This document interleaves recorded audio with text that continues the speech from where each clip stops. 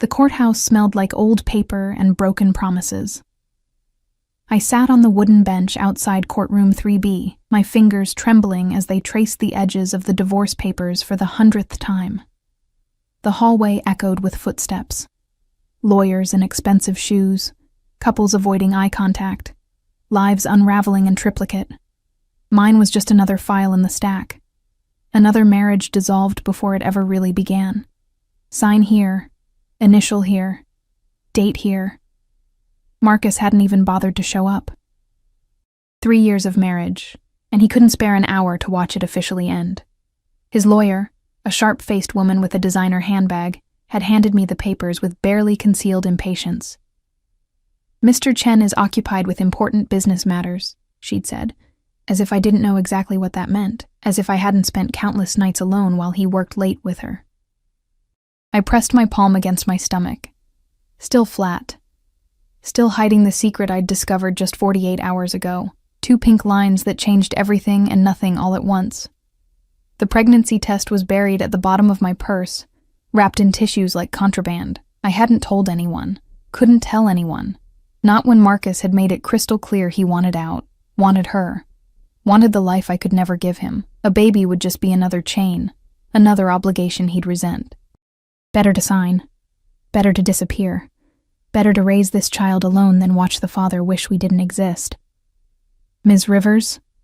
The bailiff's voice cut through my thoughts. "They're ready for you."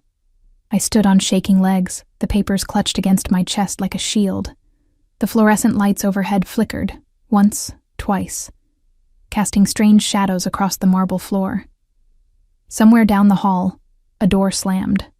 A man's voice, low and commanding, spoke in rapid Italian. I caught fragments. Traditore, pagherà. Traitor. Payment. I didn't speak Italian, but I'd heard enough from the old woman who ran the cafe where I worked. Mrs. Antonelli loved her Sopranos reruns and her whispered gossip about the families that supposedly ran the city's underbelly. The courtroom door opened. The judge's clerk beckoned me inside. I took 3 steps forward and collided with someone, not someone. A wall. A wall of expensive fabric and cold authority that smelled like sandalwood and gunpowder, though later I'd convinced myself I imagined that last part. "I'm so sorry." I stumbled backward, the divorce papers scattering across the floor like autumn leaves. "I wasn't looking, Attenta." The word was soft, dangerous. A warning wrapped in silk. I looked up and up and up into the darkest eyes I'd ever seen. Black coffee. Midnight.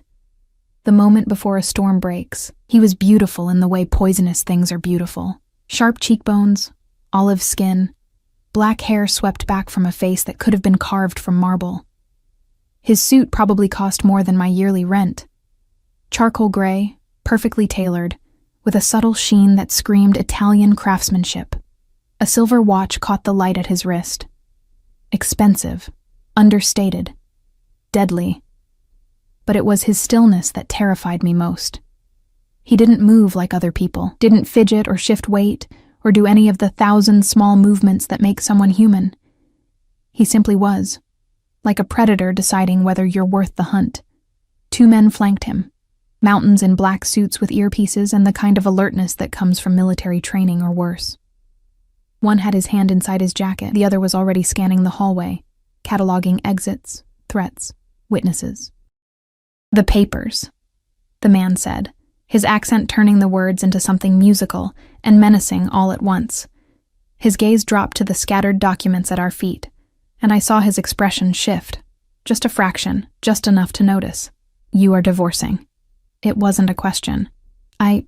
Yes, I dropped to my knees, desperately gathering the papers, not wanting him to see, not wanting anyone to see the proof of my failure written in legal jargon and my husband's careless signature. "I'm sorry. I should have been watching where His hand appeared in my field of vision. Long fingers, a scar across the knuckles, a signet ring with a crest I didn't recognize. "Let me." It was a command dressed as courtesy.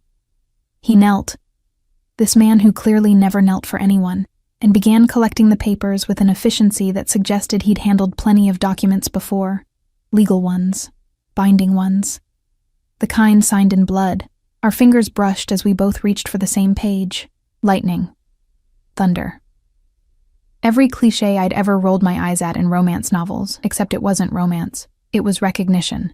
The kind that happens when a mouse realizes it's in the presence of a cat.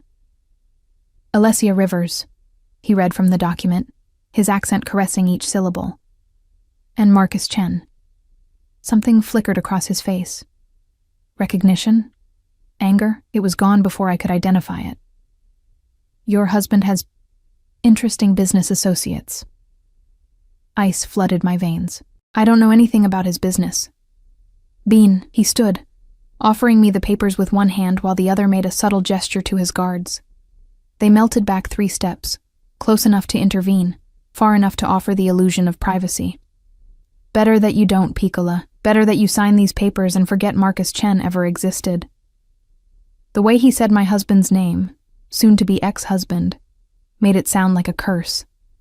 I clutched the papers to my chest, very aware of how close he stood, how his presence seemed to fill the hallway, drawing oxygen from the air. The judge is waiting. Is he? Not a question. A statement of utter disinterest in judges or courts or any authority that wasn't him. Behind him, one of his guards murmured something urgent in Italian. The man, I still didn't know his name, wasn't sure I wanted to, dismissed it with a flick of his fingers. You work? He asked me. What? For employment. You work somewhere. My mouth felt dry. Cafe Antonelli, on 5th and Morrison. I'm a waitress. Why was I telling him this? Why did it feel like signing a different kind of contract? His lips curved, not quite a smile, more like a wolf showing teeth. Antonelli. See, I know this place. Mrs. Antonelli makes excellent cannoli. He reached into his jacket, both guards tensed, hands moving to concealed weapons, and withdrew a business card. Thick cardstock. Embossed lettering I couldn't read in the dim hallway light. If you need anything, Ms. Rivers. Anything at all. He pressed it into my palm, his fingers lingering just a second too long. Call this number. I don't understand. Why would I? Your husband made enemies, Piccola. His eyes held mine, and I saw something there that might have been pity if men like him were capable of such soft emotions. Those enemies may not know you're divorcing, may not care. A phone number. Capisce? I understood. God help me, I understood. He was telling me I was in danger. That Marcus's business matters had painted a target on anyone associated with him, including his soon-to-be ex-wife. Ms. Rivers? The bailiff appeared in the courtroom doorway, impatient now. The judge really is waiting. When I looked back, the man was already walking away, his guards falling into formation around him like satellites orbiting a dark sun. His footsteps echoed down the marble hallway, measured, unhurried, absolutely certain of his place in the world. I stared at the business card, no name, just a phone number in embossed silver, and beneath it, a symbol, a crowned lion holding a sword. My hands were shaking as I walked into the courtroom. The judge droned through the formalities, irreconcilable differences, division of assets, final decree to be issued in 30 days. I signed where indicated, initialed, dated. Became Alessia Rivers again, no hyphen, no Chen, no connection to a man I'd loved and a marriage I'd failed. The whole thing took 12 minutes. I walked out a free woman carrying a secret I couldn't tell, and a business card from a man whose name I didn't know, but whose eyes would haunt me for days. The pregnancy test was still in my purse. The divorce papers were in my bag. And somewhere in this city, Marcus Chen was making the kind of enemies who sent men in expensive suits to courthouse hallways. I should have thrown away the business card. I should have forgotten those midnight eyes and that sandalwood scent. I should have known that some encounters aren't accidents at all. But I didn't know, not yet, that he'd already made his decision about me. That from the moment our fingers touched over scattered divorce papers, I'd become his. A bird in a gilded cage I couldn't see yet. I didn't know that Marcus had stolen from him. I didn't know that vengeance and obsession taste the same. I didn't know that in exactly 4 hours, my entire world would shatter like glass. All I knew was that the courthouse steps felt too bright after the dim hallway, and the business card in my pocket burned like a brand against my skin. The cafe was unusually quiet for a Thursday afternoon. I tied my apron with mechanical precision, my mind still lingering on the courthouse, on midnight eyes and whispered warnings. Mrs. Antonelli was in the kitchen, singing along to Dean Martin on her ancient radio, the smell of fresh espresso and baking biscotti wrapping around me like a familiar blanket. This place was my sanctuary. Small, worn at the edges, with mismatched chairs and photographs of Sicily covering every available wall space. The kind of neighborhood cafe that survived on loyalty rather than Yelp reviews, where regulars knew each other's orders, and Mrs. Antonelli treated everyone like family. "Bella!" She emerged from the kitchen, flour dusting her gray hair, concern creasing her weathered face. "You look pale. The divorce. It is finished?" "Finished." The word tasted like ash. She crossed herself, muttering something in rapid Italian that probably damned Marcus to several circles of hell. Then she pulled me into a crushing hug that smelled like vanilla and mothballs. "Good. He was no good for you, that one. Too much ambition. Not enough heart. You deserve better, Tesoro." If only she knew about the baby, about the secret growing inside me that made better feel impossible. I pulled away gently. I should start on the tables. Looks like the afternoon rush might actually happen today. Bah, 4 customers is not a rush. But she waved me toward the dining room anyway, returning to her kitchen domain. I was refilling the sugar dispensers when the bell above the door chimed. 3 men entered. Not customers. I knew that immediately, the way prey knows when predators enter the watering hole. They wore cheap suits that didn't quite fit right, their eyes scanning the cafe with the kind of assessment that had nothing to do with menu options. The one in front, bulky, with a scar bisecting his left eyebrow, smiled. It didn't reach his eyes. Alessia Chen? My maiden name was already on the divorce papers, but I hadn't legally changed it back yet. Hearing Chen felt like a noose tightening. Rivers, I corrected, setting down the sugar dispenser with a hand that wanted to shake. "Can I help you? Your husband owes our employer money." Scarface moved closer, his companions fanning out to block the door and the kitchen entrance. Professional, practiced. A lot of money. Ex-husband, as of 2 hours ago. I straightened my spine, channeling a courage I didn't feel. Whatever Marcus owes has nothing to do with me. See? That's where you're wrong, sweetheart. He leaned against the counter, invading my space with casual menace. In our business, family is family. Debts pass along bloodlines. And until that divorce is final, really final, not just signed, you're still a Chen. 30 days. The judge had said 30 days until the decree was final. How much? The words came out steadier than I felt. 300,000. He said it like someone ordering coffee. Plus interest. Plus the insult of him thinking he could steal from us and disappear with his little girlfriend. The room tilted. $300,000. I made maybe $25,000 a year, and that was with good tips. I don't have that kind of money. I work in a cafe. I live in a studio apartment. I drive a car that's held together with prayers and duct tape. Panic was rising now, constricting my throat. Please, I didn't know anything about this. I didn't. Boss, don't care what you knew. Scarface straightened, and something in his posture shifted from threatening to dangerous. He cares about getting paid, so here's what's gonna happen. You're gonna come with us? Make a phone call to hubby? Tell him if he wants to see you alive? He brings the money. Simple. Not simple. Not simple at all, because Marcus wouldn't pay. I knew that with the same certainty I knew the sun would rise. He'd chosen his mistress over me. Chosen money over honor. Chosen himself over everything else. Why would he suddenly develop a conscience over my kidnapping? Che cazzo! Mrs. Antonelli's voice rang out from the kitchen doorway, and I'd never been so terrified to see someone I loved. She held a rolling pin like a weapon, her 4'11" frame radiating absolute fury. You get out of my cafe. Out, before I call the police. Mrs. Antonelli, please, I started. Scarface pulled a gun, just like that. Smooth, practiced. The black metal gleaming under the cafe's warm lights. Completely wrong in a place that smelled like cinnamon and coffee. Put down the pin, Nona. We don't want to hurt anyone. Just need to have a conversation with Mrs. Chen here. Time stretched. I could hear my heartbeat, the drip of the espresso machine, Dean Martin crooning about Amore. Could feel the pregnancy test in my purse behind the counter, the business card in my apron pocket. If you need anything, Ms. Rivers, anything at all. Okay. My voice sounded far away. Okay, I'll come with you. Just don't hurt her. Please. She's just an old woman who makes cannoli. This has nothing to do with her. Alessia, no! Mrs. Antonelli's eyes were wide, terrified. Dio mio, child, don't... It's fine. I untied my apron with shaking hands, the business card transferring to my jeans pocket. I'll talk to them. Clear up the misunderstanding. It'll be fine. It wouldn't be fine. We all knew it. Scarface gestured toward the door with his gun. Smart girl. Let's go.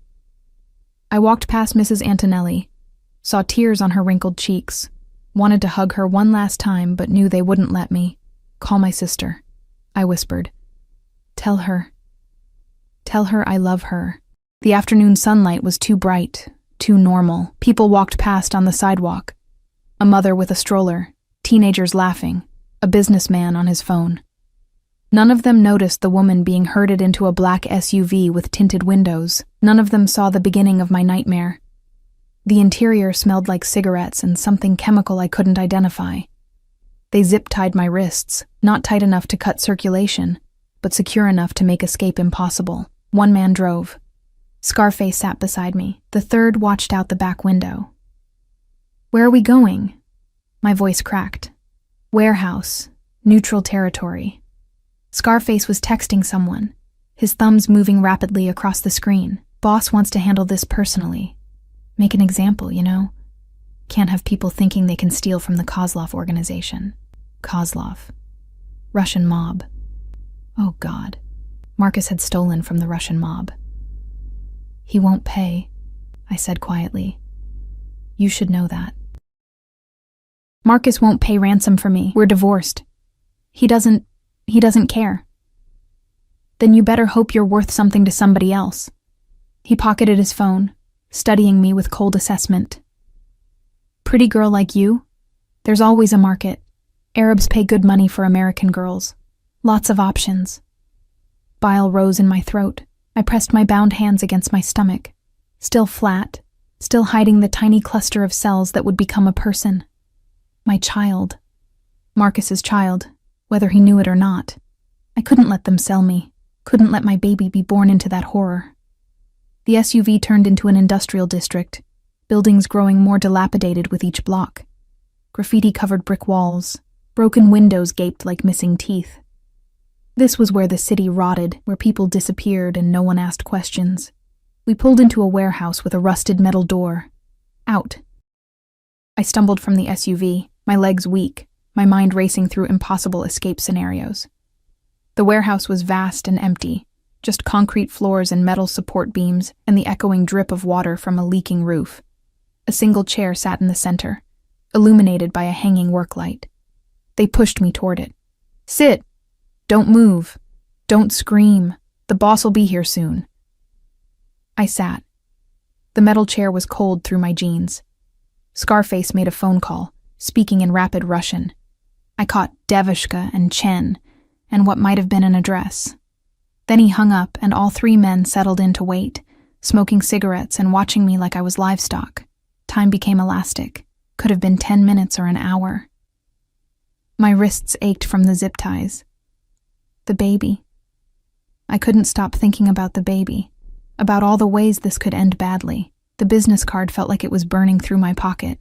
Call this number. But my phone was in my purse, back at the cafe. And even if I had it, how could I call? My hands were tied. I was surrounded. And what would I even say?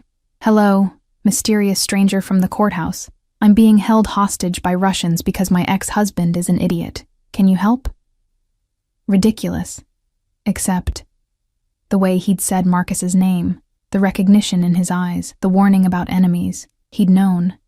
Somehow he'd known this was coming. The warehouse door screeched open. Footsteps echoed across concrete. Multiple sets, military precise. The Russian straightened, suddenly alert, hands moving toward concealed weapons. Bougez-moi, one of them breathed. A man emerged from the shadows at the edge of the light. Not the Kozlov boss, him. The man from the courthouse, still in that perfect charcoal suit, still radiating that terrible calm. His guards flanked him, the same 2 from before, plus 4 others I didn't recognize. An army in designer clothing. His eyes found mine across the warehouse, and something passed between us. Recognition. Confirmation. Possession. Gentlemen. His voice carried easily in the vast space, that Italian accent turning English into music. You have something that belongs to me. Scarface stepped forward, confused. This is Kozlov business, signore. The girl is Chen's wife. We have claim... No. The word cracked like a whip. The girl is mine, and you made a grave mistake touching what is mine. I couldn't breathe, couldn't process. Mine? I didn't belong to anyone, least of all this dangerous stranger who... With respect, Mr. Russo. Scarface actually sounded nervous now, and that name, Russo, detonated in my mind like a bomb. Everyone in the city knew the Russo family. Everyone feared them. They made the Russians look like amateurs. We didn't know. Chen never mentioned any Russo protection. We thought she was clean. Chen didn't know. Russo. Dante Russo, my mind supplied, because even people who didn't follow mob business knew that name. Moved closer, and his guards moved with him like a synchronized machine.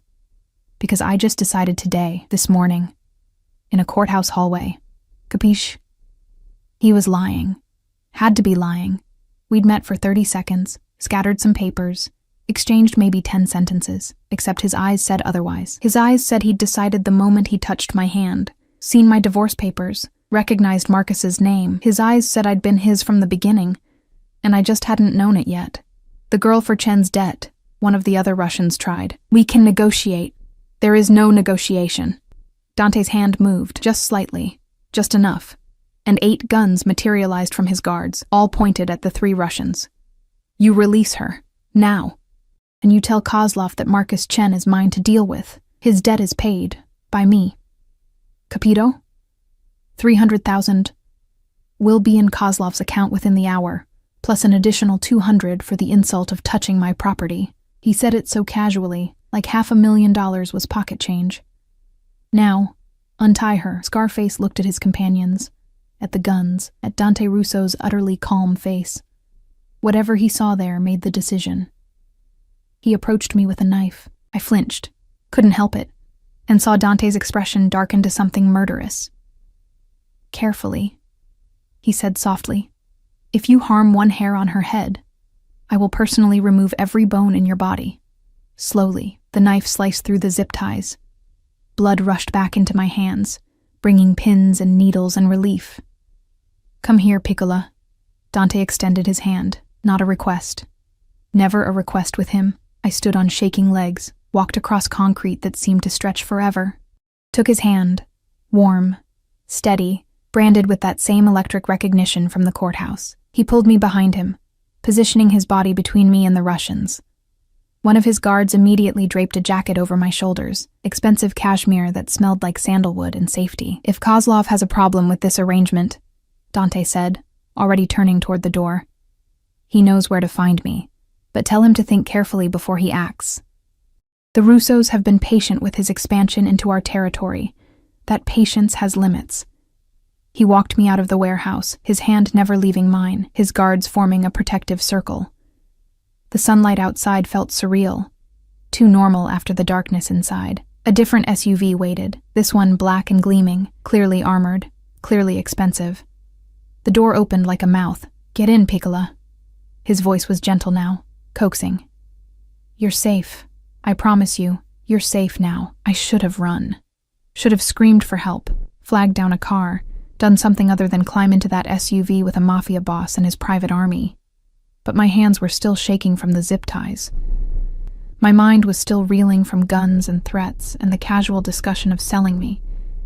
And his hand was so steady, his presence so utterly certain. I got in. He slid in beside me, and the door closed with a pneumatic hiss that sounded like fate sealing. "Take us home," he told the driver. Then to me, "You need a doctor. Someone to check you over, make sure you're not injured." "I'm fine." My voice sounded distant, shocky. They just tied my hands. Nevertheless, he was examining my wrists, his touch surprisingly gentle for someone who'd just threatened to remove bones. "You will see my personal physician, and then we will talk about Marcus Chen and the many ways he has earned his death." The SUV pulled away from the warehouse, from my brief captivity, from the last moment my life was remotely normal. I should have asked where we were going. Should have demanded to be taken home, or to the police, or literally anywhere but home with Dante Russo. But the business card was still in my pocket. The pregnancy test was somewhere back at the cafe. And I had the terrible, sinking feeling that I'd just traded one kind of prison for another. Only this cage was gilded. And the man who owned it was far more dangerous than Russians with guns. "Why?" I finally whispered. "Why did you pay my debt? Why did you claim I was yours? You don't even know me." He looked at me then. Really looked, those midnight eyes seeing things I wanted to hide. "Don't I?" His thumb traced my pulse point, feeling the rabbit-fast beat of my heart. "Your husband stole from me, Piccola. $5 million.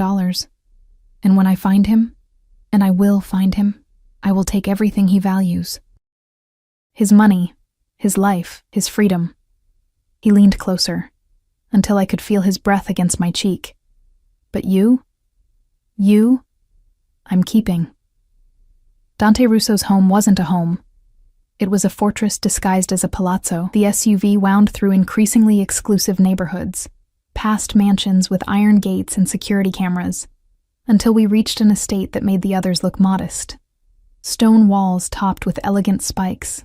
Guards at the entrance who checked the vehicle's undercarriage with mirrors before waving us through. Manicured gardens that probably required a full-time staff. The house itself was 3 stories of Italian Renaissance architecture, all honey-colored stone and arched windows, with a fountain in the circular driveway depicting some mythological scene I didn't recognize. Wealth whispered from every corner, the kind that spanned generations rather than lottery wins. I pressed my hand against my stomach, a nervous habit I'd developed since seeing those 2 pink lines. This world, this gilded, dangerous world, was so far removed from my studio apartment with its peeling linoleum and temperamental heating. Where are we? Though I already knew, already understood. Home. Dante helped me from the SUV with the same careful courtesy he'd shown since the warehouse, as if I were made of glass. My home, where you will stay until I'm certain you're safe. I can't just stay in a stranger's house. We are not strangers, Piccola. He guided me toward the entrance, his hand on the small of my back, possessive, claiming. We became something more the moment you touched my hand, the moment I decided you were worth keeping. A woman waited at the door, mid-50s, steel-gray hair pulled into a neat bun, wearing a black dress that screamed housekeeper, but with an air of authority that suggested she ran this palace with an iron fist. Mr. Russo. She nodded crisply, then her gaze moved to me. Something softened in her expression. And our guest. Si, Alessia, this is Signora Marta. She manages the household. He switched to rapid Italian and I caught fragments. Camera, medico, protezione. Room, doctor, protection. Marta responded in kind, her eyes never leaving me with what might have been sympathy or pity. Hard to tell which was worse. The interior was somehow more overwhelming than the exterior. Marble floors covered with Persian rugs, a sweeping staircase with wrought iron railings, oil paintings in gilded frames, actual art, not prints, fresh flowers on tables that probably cost more than my monthly rent. This was power made tangible, legacy written in architecture and heirlooms. The East Wing, I think, Dante was saying, away from business areas and post guards. No one enters without my permission. Of course, signore. Marta gestured toward the staircase. If you'll follow me, signorina, I'll show you to your rooms. Rooms, plural. I looked at Dante, suddenly desperate for some anchor in this surreal situation. What about Marcus? If he finds out I'm here, he won't. Dante's voice carried absolute certainty. And if he did, he would have to go through me. Through my men. Through walls that have stood for 150 years and survived 2 world wars. He touched my cheek. Just briefly. The gesture somehow more intimate than a kiss. You are under my protection now, Piccola. Nothing and no one will harm you. This I swear on my family's name. The Russo name, which apparently meant something, even to Russian mobsters with guns. I followed Marta up the staircase, my legs weak, my mind struggling to process everything that had happened in the past 6 hours. Divorce, courthouse encounter, kidnapping, rescue, and now this. Sanctuary or prison, I couldn't tell which. The east wing was quieter, removed from whatever business Dante conducted in other parts of the house. Marta opened double doors to reveal a suite that belonged in a magazine spread, 4-poster bed with silk sheets, sitting area with a fireplace, French doors opening to a balcony overlooking gardens that stretched toward a distant tree line, an ensuite bathroom with a clawfoot tub and shower that could fit 4 people. Mr. Russo asked that you make yourself comfortable, Marta said, her English accented but clear. There are clothes in the wardrobe, various sizes. We keep them for guests. Toiletries in the bathroom.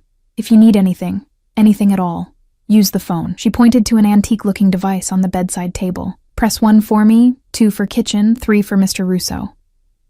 Thank you. My voice came out small, lost.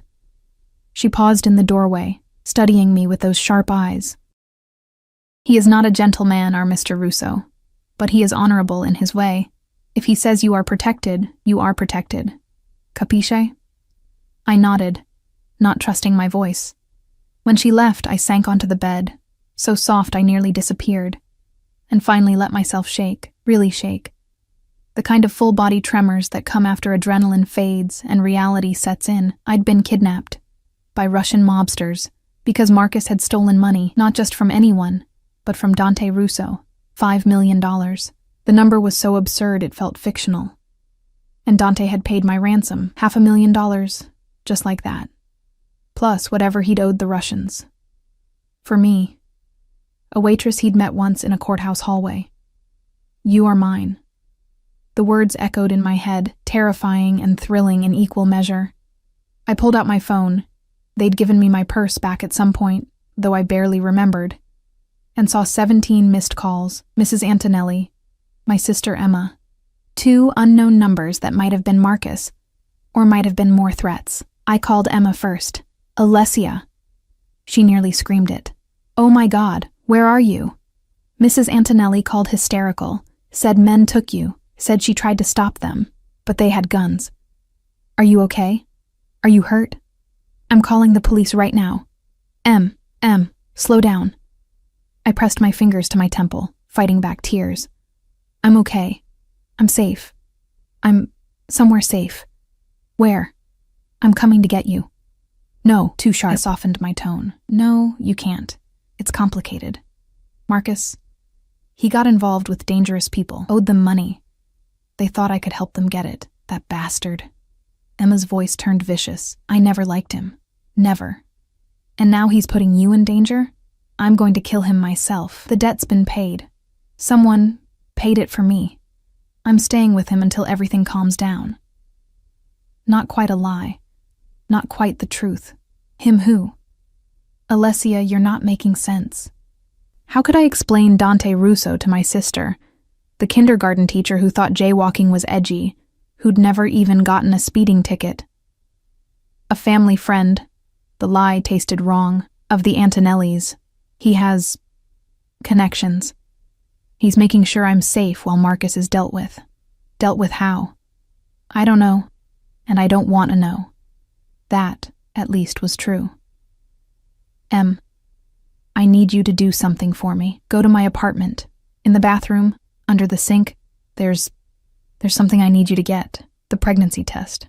I couldn't leave it there for landlords or police or whoever might search my place. What is it? Just a personal item. Please. And don't look at it. Just bring it to me. I'll text you an address where we can meet. A lie. I had no idea if Dante would let me leave, even to meet my sister. Alessia, you're scaring me. I'm scared too, I whispered. But I'm safe. That's what matters. Just give me a few days to figure this out, okay? We talked for a few more minutes before she reluctantly agreed. When I hung up, I felt more alone than ever. A soft knock interrupted my spiraling thoughts. Signorina? Marta's voice. Dr. Castellano is here. The doctor was a small, neat man with wire-rimmed glasses and the gentle manner of someone used to dealing with trauma victims. He examined me thoroughly, checking my wrists, my vitals, asking questions about pain or dizziness or nausea. That last one made me freeze. Nausea? He repeated, noticing my reaction. You have been experiencing this? Morning sickness. Probably just stress. I see. His expression remained professionally neutral. And when was your last menstrual period? My throat closed. 6 weeks ago, maybe 7. Would you like me to confirm pregnancy? With your permission, of course. I wanted to say no. Wanted to keep the secret a little longer, in this strange liminal space where only I knew. But the doctor was already here, already trusted by Dante. And eventually, everyone would know anyway. Yes, I whispered. Please. The test was quick, clinical. The opposite of the panic-stricken home test I'd taken 2 days ago in my bathroom at 3 a.m. Congratulations, Ms. Rivers. Dr. Castellano smiled gently. You are indeed pregnant. Approximately 7 weeks, based on your dates. I can schedule you for a proper ultrasound if you'd like. The world tilted. Hearing it confirmed by a medical professional made it real in a way the pink lines hadn't. I was going to have a baby. Marcus's baby. While hiding in a mafia boss's mansion because my ex-husband had stolen $5 million. Does Mr. Russo need to know? I asked quietly. The doctor paused, choosing his words carefully. My oath requires me to keep patient information confidential unless there is imminent danger. But Ms. Rivers, Mr. Russo values honesty. And he protects what he considers his. If you are carrying a child, he will want to ensure both of you receive the best care. It's not his baby. No. He packed away his equipment, but you are his guest, under his protection. That makes the child his concern, whether biologically related or not. I strongly suggest you tell him yourself, before he discovers it another way. After he left, I stood on the balcony, breathing in air that smelled like jasmine and money. The gardens stretched endlessly, beautiful and imprisoning all at once. My hand found my stomach again. I don't know what I'm doing, I told the tiny cluster of cells. I don't know how to keep us safe, or what comes next, or if your father even deserves to know about you. The French doors opened behind me. I didn't have to turn to know it was him. Could feel his presence like a change in air pressure. The doctor says you are healthy. Dante joined me at the railing, maintaining a careful distance, but that you should rest. You have experienced significant trauma today. Every day with Marcus was trauma, I said without thinking. Today was just more obvious. He was quiet for a moment, and I felt his gaze on my profile. Studying, calculating. Why did you marry him? The question surprised me. Love. Or what I thought was love. He was charming, ambitious. Said he wanted to build a life together. I laughed bitterly. Turns out he just wanted someone to come home to while he built a life with someone else. Stupido. The word was soft, but vicious. To have you and choose another. To have loyalty and choose betrayal. His hand covered mine on the railing. I do not make such mistakes, Piccola. When I choose something, I keep it. There it was again. That possessive certainty that should terrify me but instead felt like the only solid thing in a shifting world. You don't know me, I protested weakly. You don't know if I'm worth keeping. I know you signed divorce papers rather than cling to a man who did not deserve you. His thumb traced circles on my knuckles. I know you apologized for bumping into me when most people cannot meet my eyes. I know you tried to protect that old woman in the cafe, even knowing it was futile. I know you are brave and kind and utterly wasted on men who cannot see your value. My breath caught. That's not knowing me. That's observing me. See. He turned me to face him, his hands framing my face with unexpected gentleness. "And I will observe everything about you, Piccola. Learn every thought, every fear, every dream you have hidden away. I will know you better than you know yourself. And when I am done, you will understand why I chose to keep you. I'm not a possession. No." His eyes burned into mine. "You are so much more than that. You are the rarest thing in my world. Something pure. Something uncorrupted by the violence and greed that surrounds me, and I will do whatever necessary to keep you that way. Even if I want to leave." His jaw tightened. "You do not want to leave. Not yet. You are frightened and overwhelmed, see, but you are also curious, also drawn to me, the same way I am drawn to you." His thumb brushed my lower lip. "Deny it if you wish. Lie to yourself. But your body knows the truth, and God help me. He was right." My heart raced when he touched me. My skin warmed under his gaze. Every instinct screamed danger, but beneath that was something darker. Something that wanted to lean into his strength, let him shoulder the weight of protecting me. Something that whispered, "Surrender."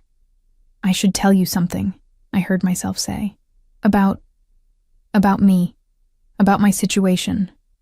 Interest sharpened his expression. "Tell me." The words caught in my throat. How did I tell a mafia boss, a man who'd just claimed ownership of me, that I was carrying another man's child, that the debt he'd paid, the woman he'd chosen to keep, came with complications he couldn't have anticipated? A phone rang, harsh and insistent. Dante pulled back, frustration flashing across his face. He checked the screen, and something shifted in his expression. "I must take this. Business that cannot wait." He touched my cheek one last time. "Rest, Piccola. We will talk more at dinner, and you will tell me whatever weighs so heavily on your mind." He left, and I sagged against the railing, heart pounding. Dinner. I had until dinner to figure out how to tell Dante Russo I was pregnant with my ex-husband's baby, the man who'd stolen $5 million from him, the man Dante had promised to destroy. I pressed both hands to my stomach, as if I could protect this tiny secret just a little bit longer. But secrets in this house, in this life, felt impossible to keep, and when Dante discovered the truth, I had no idea if his protection would extend to a child fathered by his enemy, or if I'd just doomed us both. Dinner was served in a dining room that could seat 20 but held only 2. Marta had delivered a dress to my room an hour before, deep emerald silk that fit perfectly, though I had no idea how they'd guessed my size. It draped elegantly, cinched at the waist, and made me look like someone who belonged in this world of crystal chandeliers and ancestral portraits. I didn't belong. The dress was just another beautiful lie. Dante was already seated when I entered, though he stood immediately. Old-world manners from a man who'd threatened to remove someone's bones that afternoon. He'd changed into a black shirt, no tie, the top buttons undone to reveal a glimpse of olive skin and what looked like the edge of a tattoo. Bellissima. His eyes traveled over me with an intensity that made my skin flush. "The dress suits you. It's beautiful. Thank you." I took the seat he held out, hyper-aware of his proximity as he pushed it in. "Though I'm not sure why you have women's clothing in various sizes just lying around." A slight smile. "My mother visits occasionally, my sister. Sometimes business associates bring wives or daughters who need accommodations." He returned to his seat. "And sometimes I rescue women from warehouses and discover I am unprepared for their arrival." Marta appeared with the first course, some kind of soup that smelled divine. Then she vanished like smoke, leaving us alone in the vast room. "This is too much," I said quietly. "The room, the clothes, the doctor, paying my debt. I can't repay you. I work in a cafe. I'll never have that kind of money. I do not want your money, Piccola." He tasted the soup, watching me over the spoon. "Eat. You are too pale." "Then what do you want?" The question came out more forcefully than intended. "You keep saying I'm yours, that you're keeping me, but you haven't explained why. What does that even mean?" He set down his spoon with careful precision. "It means you stay here, under my protection, until Marcus is found and dealt with. It means you do not work at that cafe, where any enemy could find you. It means you accept my guards, my security, my attention, and in return, I ensure your safety. That sounds like a very one-sided arrangement. See, no apology in his voice. It is. Because I am a selfish man who takes what he wants and justifies it however necessary. I wanted you from the moment you touched my hand, Piccola. Everything after that was merely logistics. The honesty was startling. Most men dressed up their possessiveness in pretty words: love, protection, concern. Dante simply stated it as fact. And what I want doesn't matter? What you want matters very much. He leaned forward, intense. Which is why I have not locked you in that beautiful room, though the thought crossed my mind. Why I ask rather than command. Why I let you keep your phone, your contact with the outside world, when every instinct tells me to cut those ties. How generous. The sarcasm tasted bitter. It is, actually. For a man like me. No humor in his expression now. I have taken countries' worth of territory with less negotiation, ended lives with less hesitation. But you? You, I am trying to keep intact. Whole. Because breaking you would defeat the purpose. And what is the purpose? His eyes burned. To keep something good in a world of rot. To possess something pure before it becomes corrupted. To have one thing, just one, that is mine not through violence or fear, but through— He paused, searching for words. Through choice. Eventually. You think I'll choose this? Choose you? I know you will. Absolute certainty. Because I am patient. Because I will show you that safety with me is better than freedom in a world where men like Marcus exist. Where Russian mobsters tie your wrists and discuss selling you like livestock. His voice dropped to something dangerous. Tell me, Piccola, did you feel safe in your studio apartment? In that cafe? Walking alone at night, knowing your ex-husband made enemies who might come for you? I wanted to lie. Wanted to say yes. I'd felt perfectly safe, needed no one. But my hand had already moved to my stomach. That unconscious protective gesture I couldn't seem to stop. His gaze followed the movement, sharpened. You are hurt? The doctor said. I'm fine. I pulled my hand away too quickly. Just nervous habit. You do it often. Touch your stomach. He was studying me now with that predator's focus. When you are stressed or frightened, I noticed in the warehouse, in the car. Just now, when I asked if you felt safe. My heart hammered. I told you it's just a habit. Piccola. He set down his wine glass. I have built an empire on reading people, on seeing what they do not say, and you are hiding something, not a question, a statement. This was it. The moment I'd been dreading since Dr. Castellano confirmed what I already knew. I could lie, could deflect, could keep this secret buried a little longer. But Dante was right. He would find out eventually, and finding out I'd lied would be so much worse than hearing the truth now. I'm pregnant. The words fell between us like stones. 7 weeks. It's Marcus's. And before you ask, no, he doesn't know. No one knows except the doctor and now you. Silence stretched. The kind of terrible, heavy silence that precedes storms. Dante's expression had gone completely blank. Not angry, not disgusted, just empty. The mask he probably wore when ordering executions or conducting business that required emotional distance. Pregnant. He repeated the word like he was testing its weight. With Chen's child. Yes. My hands clenched in my lap. I found out 2 days ago. Took the test the night before I signed the divorce papers. I was going to tell him, but then I realized— My voice cracked. He was leaving anyway. For her. A baby would just be another obligation he didn't want. So you hid it. So I hid it, I confirmed. Signed the papers. Decided to raise the baby alone. It's not ideal, but I have my sister, and Mrs. Antonelli, and I'd figure it out somehow. I met his eyes, refusing to look away. And then you paid $500,000 for me. Brought me to your fortress, claimed I was yours. So now I'm telling you, you didn't just acquire me. You acquired a pregnant woman carrying your enemy's child. And if that changes things, if you want me to leave— No. The word cracked like a whip. He stood abruptly, the chair scraping against marble. "You do not leave. Not now, not ever." He circled the table with that predatory grace. Stopping beside my chair, I had to tilt my head back to meet his eyes. "Stand up." My legs obeyed before my brain caught up. His hands framed my face, tilting it up to his. "You carry a child. Chen's child, see, but also yours. Part of you. And that makes the baby mine as well, capiche?" "That doesn't make sense." "It makes perfect sense." His thumb stroked my cheekbones with unexpected gentleness. "You are mine, Piccola. Therefore everything about you is mine. Your safety, your future, your child. All of it falls under my protection now. You can't just claim someone else's baby. Watch me." No arrogance in the statement, just fact. Marcus Chen forfeited all rights the moment he betrayed you, the moment he stole from me, the moment he made you vulnerable to men who would have hurt you and the child you carry. His voice dropped to something almost tender. He does not deserve to know about this baby, does not deserve the gift of your love, your loyalty, your body creating life. Tears burned my eyes. "I'm terrified," I whispered. "I don't know how to be a mother.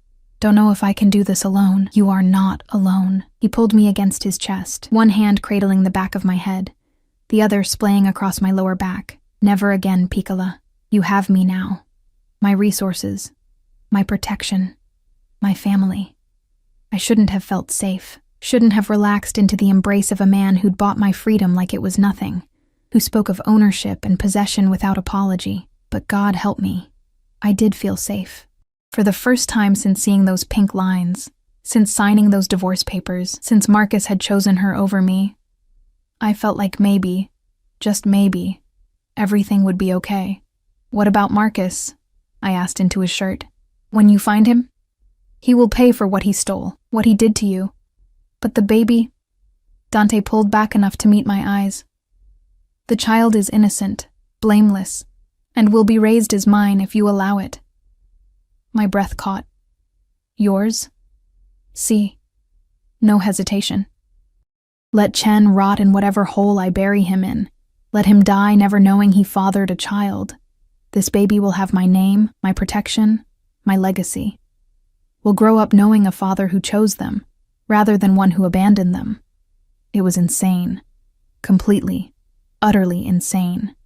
And also the most romantic thing anyone had ever said to me. "You don't have to do that," I managed. That's too much." "I do what I want, Piccola, and I want this. Want you. Want the family you will build with me, whether biology agrees or not."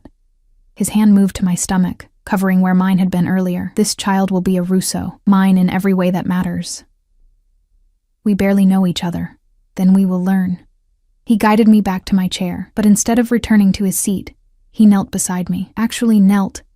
This powerful man who probably hadn't knelt for anyone since he was a child. "I am not a good man, Alessia. I have done terrible things. Will do more terrible things before I die.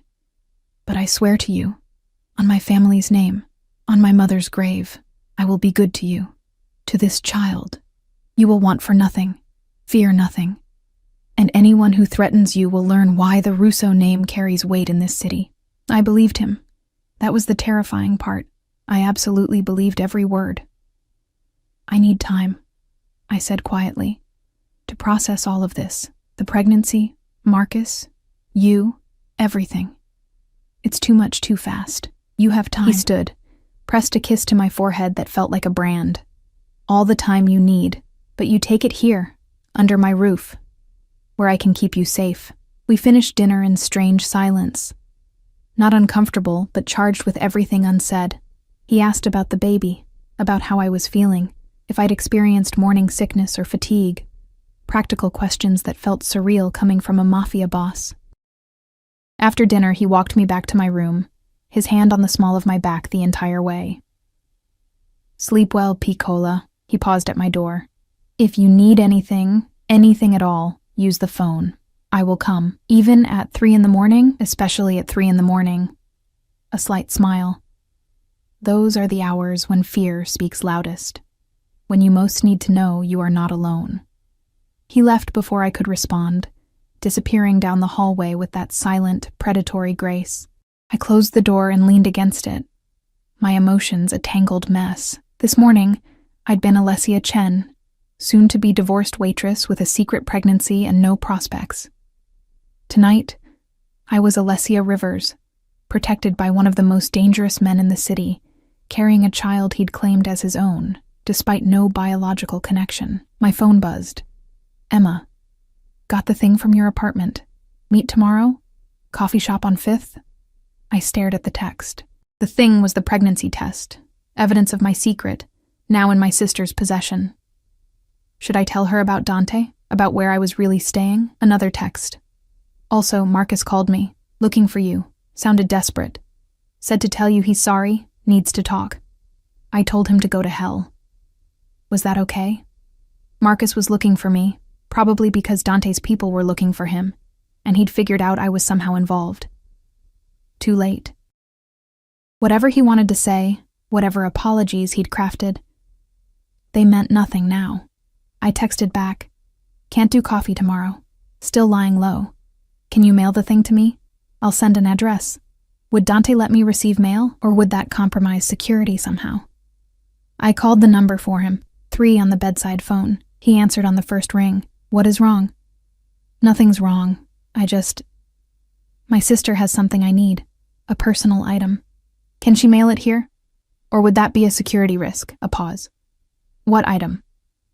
The pregnancy test, the one I took before the courthouse. I asked her to get it from my apartment. I could hear him moving, a door closing. Yes, she can mail it. But Piccola, why do you need the test? The doctor confirmed. I know. I want to keep it. First evidence of the baby, you know, something to show them someday. The silence on the other end felt warm somehow. You will be a good mother. I hope so. I know so. Rustling sounds like he was settling into a chair. Give your sister this address. I will inform security to expect a package. And Alessia? Yes? Thank you for trusting me with this. With the baby. I know it is not easy. After we hung up, I lay in the enormous bed, staring at the ceiling. 3 days ago, my biggest worry was whether I could afford prenatal vitamins on a waitress salary. Now, I was living in a mansion, protected by armed guards, while a mafia boss who'd known me for less than 12 hours promised to raise my child as his own. My hand found my stomach again. I don't know if I'm making the right choice, I whispered to the tiny life inside me, but for the first time in a long time, I feel like maybe someone actually wants us. Both of us. And that has to count for something. Outside, I heard footsteps in the hallway, guards on patrol, keeping watch through the night. Inside, I felt the first flutter of something that might have been hope, or might have been the beginning of falling for a man as dangerous as he was devoted. Either way, there was no going back now. 3 weeks passed in a strange dream. The mansion became familiar, its routines, its rhythms, the quiet efficiency of Marta and her staff. I learned which hallways led to Dante's office, off limits unless invited, which gardens were safest for morning walks, the East Garden, always with 2 guards trailing discreetly, which meals Dante would actually stop working to attend, dinner always, no matter what crisis demanded his attention. I learned the sound of his footsteps, could distinguish them from his guards, learned the particular quality of silence that meant he was thinking, versus the silence that meant he was dangerous. Learned that he drank espresso black, hated mornings, and had a scar across his ribs from a knife fight when he was 17. And he learned me with the same focused intensity he probably applied to hostile takeovers. He knew I liked my coffee with too much cream, that I woke at 3 a.m. with anxiety spiraling, and he'd appear at my door within minutes. Never asked how he knew, just settled into the armchair by my bed and talked until sleep found me again. That I craved citrus and ginger tea, couldn't stand the smell of red meat anymore, and cried at insurance commercials, because the hormones were making me insane. It's normal, Dr. Castellano assured me during my second visit. He came to the house now, another thing Dante had arranged without asking. First trimester emotions are intense, and given your circumstances, some anxiety is expected. My circumstances. Divorced, pregnant, living with a mafia boss while my ex-husband had vanished into whatever hole desperate thieves hide in. Emma had visited twice, escorted by Dante's men to ensure she wasn't followed. She'd been predictably horrified by the mansion, the guards, the entire situation. "Alessia, this is insane," she'd hissed during her first visit, in the garden where we could speak privately. "You're living with a mobster, an actual criminal. What are you thinking?" "I'm thinking he's kept me safer than Marcus ever did," I'd replied quietly. "I'm thinking when I told him about the baby, he didn't run, didn't make excuses, just accepted it, claimed it as his. It's not his baby. I know." I'd pressed my hand to my stomach, 12 weeks now, just starting to show a slight curve. "But he doesn't care. Says the baby is mine, therefore his. And when was the last time someone chose me? Really chose me, knowing all my messy complications?" She'd softened then, seeing something in my face that made her hug me fiercely. "Just be careful. Please. Men like that, they're dangerous." "I know," I'd whispered into her shoulder, but so is being alone. Now, 3 weeks in, I was getting ready for something Dante called family dinner. His mother and sister were visiting from New York, wanted to meet me. The woman he'd claimed so publicly that apparently the entire East Coast underworld knew about it. "You do not have to do this," Dante said, watching me pace his office in the black dress Marta had selected. Simple, elegant, appropriate for meeting the family of a man I wasn't actually dating. "I can make excuses. No." I stopped pacing. "If I'm staying here, if we're doing this, whatever this is, I should meet your family. This," he said carefully, "is you under my protection. You do not owe my mother dinner conversation." But we both knew it was more than that now. The casual touches, his hand on my back, my shoulder, once brushing hair from my face. The way he sought me out between meetings, as if checking I was still real. The night I'd had cramps. Normal, the doctor said, but terrifying. And he'd stayed with me until dawn. His hand on my stomach like he could will the baby to be okay through sheer force of presence. We hadn't kissed. Hadn't crossed that line. But the line was getting thinner every day. "Your mother knows about the baby?" I asked. "See." He stood from his desk, crossing to where I'd stopped by the window. "I do not keep secrets from my family. She knows you are pregnant with another man's child. Knows I have claimed you both anyway. And she's okay with that?" A slight smile. "She thinks I am insane, but she also thinks any woman who can make me this unsettled deserves a chance. I make you unsettled? Terribilmente." He touched my face, that gesture becoming familiar now. "You undo me, Piccola. Make me want things I thought I had no use for. Family, permanence, a child's laughter in halls that have only known business and blood." My breath caught. "Dante, I know you are not ready to hear this. Not ready to accept what is happening between us." His thumb traced my lower lip, "But I am a patient man when it matters. And you, Alessia, you matter more than anything." The dinner bell rang. Marta's way of announcing guests had arrived. Dante offered his arm. "Ready to meet the infamous Isabella Russo?" "No," I admitted, "but let's do it anyway." Isabella Russo was 70, silver-haired, and absolutely terrifying. She swept into the dining room like a queen inspecting her domain, sharp eyes taking in everything. The table settings, the flowers, me standing beside her son with his hand possessively on my lower back. "Mama." Dante kissed both her cheeks, genuine warmth in his voice. "You look well." "I look old." She swatted him affectionately, then turned those dark eyes, so like her son's, on me. "And you are the girl who has my son acting like a lovesick fool." I'm Alessia." I extended my hand, which she ignored in favor of pulling me into a hug that smelled like lavender and power. "You are too skinny," she declared, stepping back to examine me. "And too pale." "Dante, is she eating? She should be eating more, especially now." "She eats, Mama. The pregnancy makes her nauseous. Bah, ginger tea, crackers, small meals throughout the day." Isabella took my arm, steering me toward the table. When I carried Dante, I could not stand the smell of garlic for months. Months. His father thought I had lost my mind. Dante's sister, Gianna, was younger. mid-30s, with her brother's sharp intelligence but a warmer demeanor. She hugged me carefully, like I might break. "Don't let Mama intimidate you," she whispered. "She acts tough, but she's already planning the nursery." Dinner was surreal. Isabella asked pointed questions about my family, my education, my plans for the baby. Not cruel questions, but the kind a mother asks when vetting a potential daughter-in-law, which I wasn't. Couldn't be. "Could I? Your ex-husband," Isabella said over the third course. "He has not been found?" Dante's expression darkened. "Not yet. But he will be. And when he is, he pays for what he stole, what he did."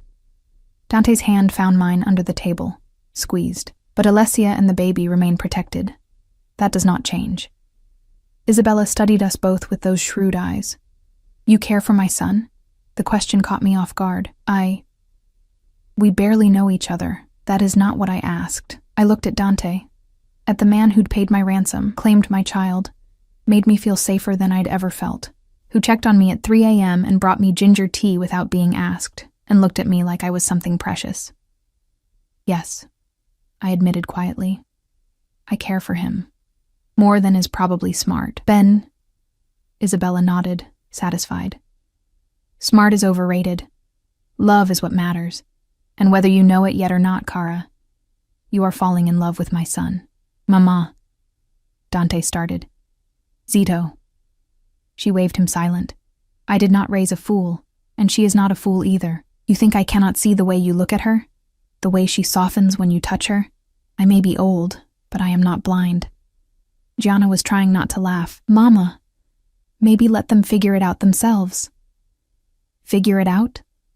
They are already figured out. They just have not admitted it yet." Isabella turned back to me. "He will be a good father. Overprotective, see.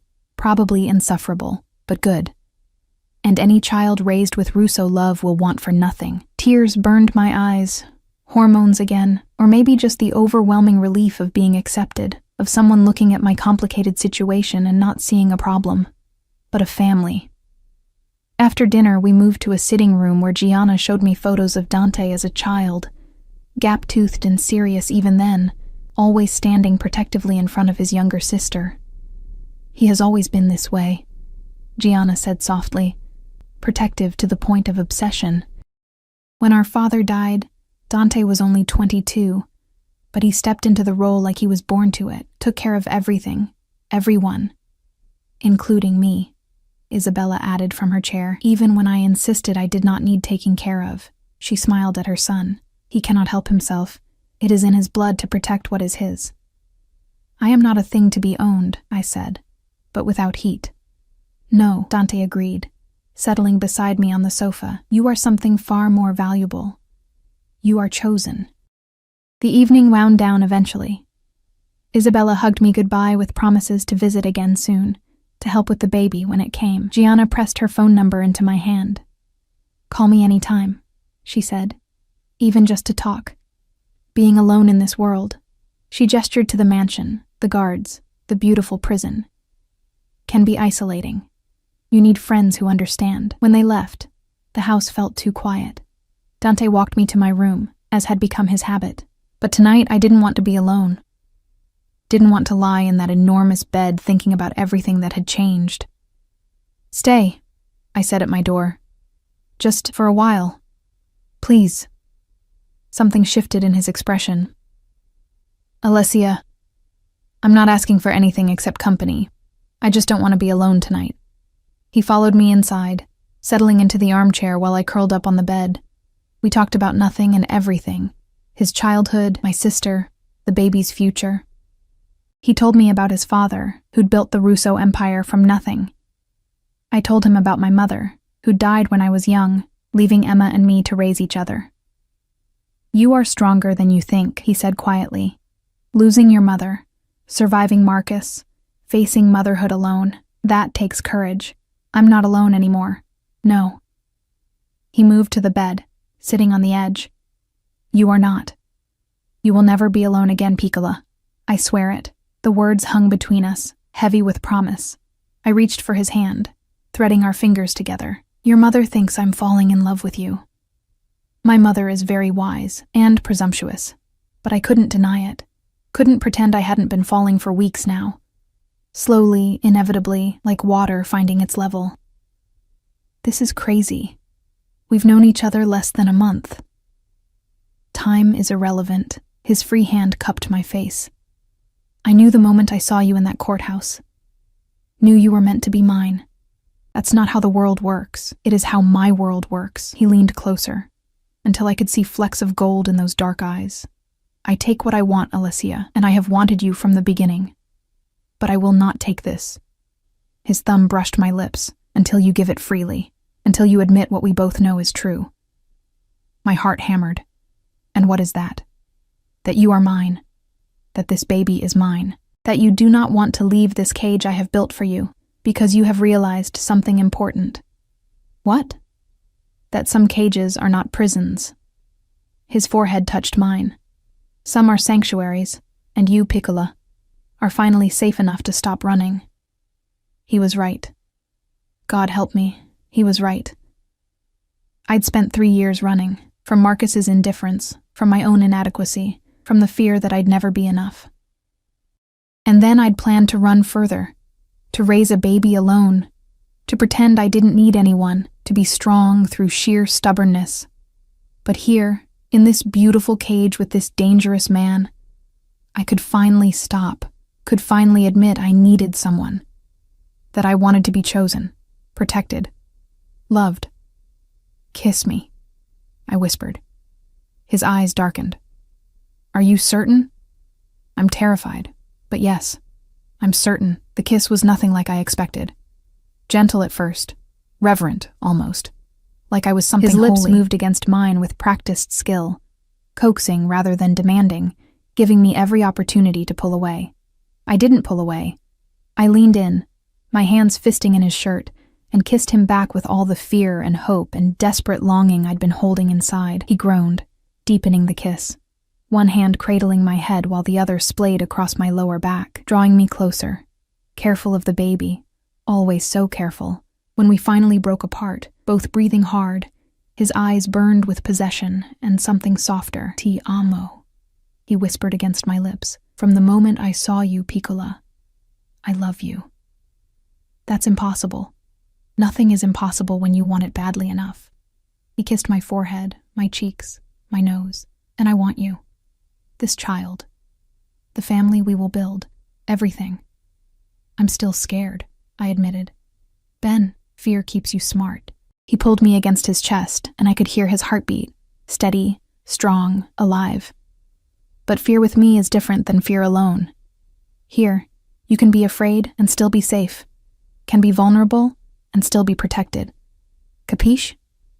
I understood. Finally, I understood. This wasn't about possession or control or the darker things people whispered about men like Dante Russo.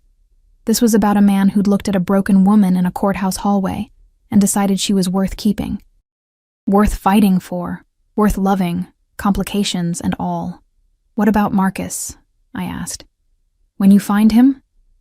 He will face justice, my justice. Dante's voice hardened, but you do not need to know the details. Do not need to carry that weight. Will you kill him? A pause.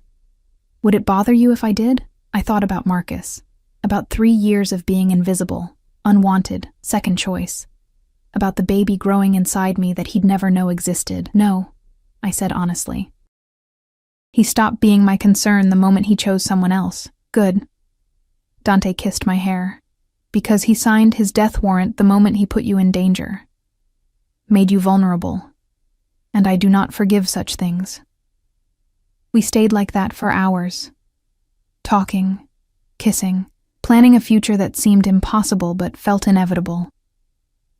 He told me about the nursery being prepared, the best schools in the city, the trust fund he'd already established for the baby. I told him about my fears, that I'd be a terrible mother, that the baby would somehow sense it wasn't really his, that this happiness was too fragile to last. Nothing is certain in this life, Piccola, he said, as dawn crept through the windows, but I can promise you this, I will protect you, provide for you, love you and this child with everything I have, and anyone who threatens that will learn why the Russo name is feared. 2 months later, Marcus Chen's body was found in the river. The news reported it as a mob hit. Debts unpaid, loyalty betrayed. The usual narrative when criminals turned on each other. The investigation would go nowhere, because investigations involving the Russo family always went nowhere. I felt nothing when I heard, no grief, no satisfaction. Just a distant sense of closure. The man who'd fathered my child was gone. And the man who'd chosen to raise my child sat beside me on the couch, his hand on my visible baby bump, talking softly to someone he'd never biologically created but already loved completely. "Your mama is scared," he told my stomach. "Worried about labor, about whether she will be good enough, stupid of fears, because she is already the best mother. Do you know how I know?" "How?" I asked, smiling despite myself. "Because she chose to keep you, even when it would have been easier to end things. Even when she had no support, no resources, no future secured, she chose you. And that, Piccolo, is the purest form of love." The baby kicked. First time I'd felt it clearly, and Dante's face transformed into something like wonder. "Dio mio. Did you feel that?" "Yes." I placed my hand over his. "That's your baby, Dante." Saying hello to their father, he kissed me then, soft and deep and full of promise. "Our baby," he corrected. "Ours, now and always." 6 months after that courthouse encounter, I stood in a nursery painted soft yellow, watching Dante rock our daughter to sleep. Sofia Isabella Russo had arrived 3 weeks early, screaming her displeasure at the world with impressive lung power. She had Marcus's dark hair and my green eyes, but when she looked at Dante, she smiled. A toothless, milk-drunk smile that made this dangerous man melt completely. "She has you wrapped around her tiny finger," I teased from the doorway. "See?" No shame in his voice, and I am perfectly content with this arrangement. He transferred her carefully to the crib, tucking the blanket around her with practiced ease. "Sleep, Principessa. Your mama and I will be right outside." In the hallway, he pulled me into his arms, and I relaxed into his familiar strength. "Are you happy?" he asked quietly. I thought about the question, about everything I'd lost and everything I'd gained, about the life I'd planned versus the life I was living. "I'm terrified," I admitted. "Of motherhood, of this world you live in, of something happening to you or Sophia or this fragile happiness we've built." "That is not an answer, Piccola. But yes." I looked up at him. This man who'd claimed me in a warehouse, protected me in his fortress, loved me despite every logical reason not to. "I'm happy. Improbably, impossibly happy." "Ben." He kissed my forehead. "Because you are mine, Alessia Russo. You and Sophia both. And I protect what is mine with everything I am. Russo." I'd taken his name last month, a quiet courthouse ceremony. Nothing like my first wedding. Just Dante, me, Emma, Isabella, and Gianna, a judge who didn't ask questions and didn't care about the timeline. Alessia Russo. The name of a woman who'd learned that sometimes safety looks like danger, that protection can feel like possession, that the most dangerous men can also be the most devoted fathers, that love doesn't follow rules or timelines or logic. It just is. "Take me to bed," I whispered against his chest. "I want to fall asleep in your arms. Sempre," he promised. "Always. For the rest of our lives, Piccola, you will never sleep alone again." And he kept that promise. Every night for the rest of our lives, I fell asleep in the arms of a man who'd seen me at my most broken and decided I was worth keeping, who'd claimed another man's child as his own without hesitation, who'd built a fortress around our family and dared the world to threaten it. Some would call it a cage. I called it home. And in the end, that made all the difference.